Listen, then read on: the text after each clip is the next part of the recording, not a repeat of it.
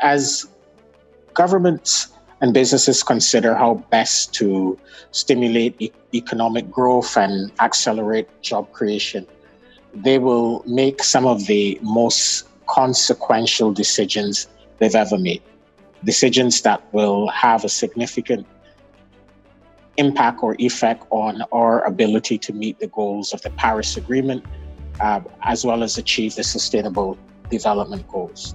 They will choose to either invest in polluting, inefficient, and unsustainable economic activity, or they will invest in a healthier, more efficient, and sustainable world. The transport sector, which accounts for about 28% of global energy-related emissions and employs over close to 300 million persons, has a especially important role to play in the response and recovery of the COVID crisis. As governments consider their various bailout and stimulus packages, the Secretary General has called on governments to ensure that these responses to the crisis, economic responses to the crisis, are consistent with our existing climate goals and help to create a resilient and inclusive world.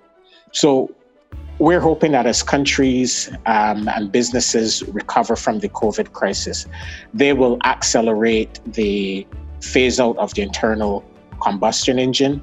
They will double down on investments in clean public transport system. They will use both fiscal and regulatory power to ensure that mobility in cities and other parts of the country is as sustainable as possible. If these changes are not made, we will lose a golden opportunity to ensure that this sector is placed on a sustainable pathway.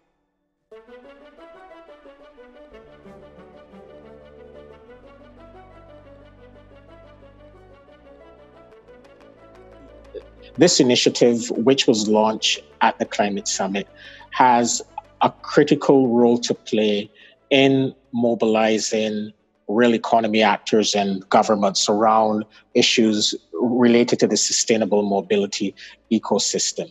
The United Nations and the Secretary General has a unique convening power, and he has utilized this convening power and continues to do so to bring global attention to the climate crisis. Since the COVID crisis, he has called on leaders, political leaders, leaders in the private sector, civil society, and other actors in the real economy to ensure that the recovery from the COVID crisis builds sustainable, resilient, and inclusive economies and societies. He has outlined 6 climate positive actions that governments and companies should take as they recover from the COVID crisis. He's called on them to invest in green jobs, to don't bail out polluting industries unless they're aligned with the Paris Agreement. He's called for an end to fossil fuel subsidies. He's also encouraged governments and the private sector to take climate risks and opportunities into every professional financial decision. He's called for ensuring that no one is left behind.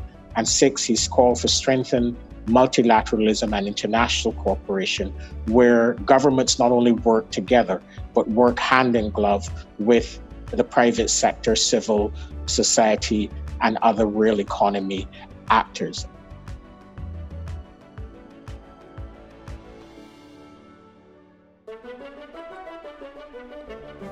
This is exactly what the Movin'On Alliance is about. It's about bringing real economy actors, civil society, and governments together to address a sector that if we fail in our effort to make this sector a sustainable sector, we will not achieve the goals of the Paris Agreement. So we are very focused on ensuring that we encourage you to do even more, and we're committed to continue to work with you to ensure that this sector delivers real results.